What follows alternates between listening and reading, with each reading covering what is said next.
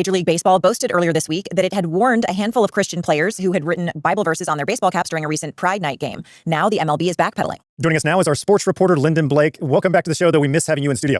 I know, guys. I miss you.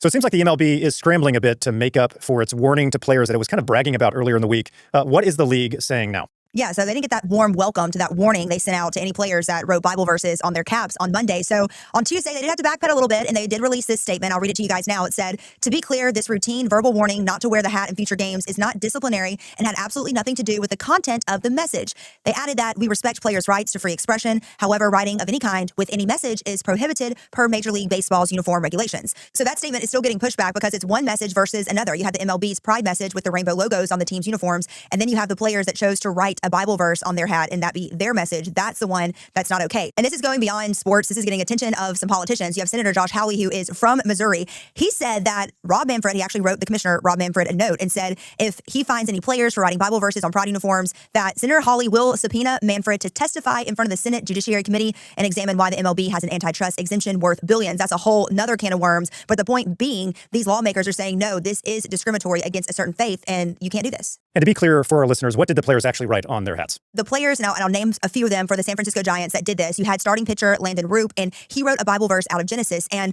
the Bible verse was about a rainbow. It was about God's promise and about how when God flooded the earth, that he promised to never do that again. And it had the rainbow symbol. Some other players on the team, including the relieving pitcher, Sam Henches, that didn't wear a hat at all. He said, "I'm not wearing the Pride hat, period." But Landon Roop was the one that got the attention, got out there on the mound with the Genesis Bible verse. And he even said after the game, as a believer, that he just wanted to share that. And it didn't mean hate or anything. It wasn't anti anything. He just wanted to show what the rainbow meant to him.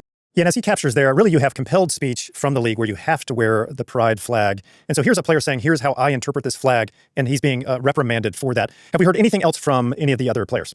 You know, there was another player from a different team, actually, from the Diamondbacks that defended Landon and Sam and the other San Francisco Giant players. I think that there's a perceived negativity with this stuff of like, okay, Landon Routt wrote a verse on his hat. That means that he's anti-something. That doesn't mean that, right? It means that he's pro-something, right? So the rainbow means something to him. It means that he believes in the Noahic covenant being something that's special to us as Christians, right? These players don't have to enter their name into the ring and into this conversation, but you had the Diamondbacks player saying, no, like, I'm going to defend these guys because this isn't right, and they should be able to spread a positive message. All right, so we're hearing from some of the players and even some political leaders. What about fans? How are fans responding to this whole controversy? What I've seen from fans, and it's mainly in the form of social media replies, the fans were on the player's side. And again, it's no hate to a certain community. It's just saying that you can't force someone that doesn't morally believe in the message that the league wants to send out to support it. Keep it out of sports, period. The Texas Rangers, they didn't have a Pride night. They're having a faith and family night. And a lot of fans are starting to see that this has now been forced on us, not just Major League Baseball, but other sports leagues to represent this cause, to stand for something. And they're saying, no, you cannot force someone to do that. It seems like there's a lot of solidarity on that message. And it's going to be interesting to see if Senator Hawley's warning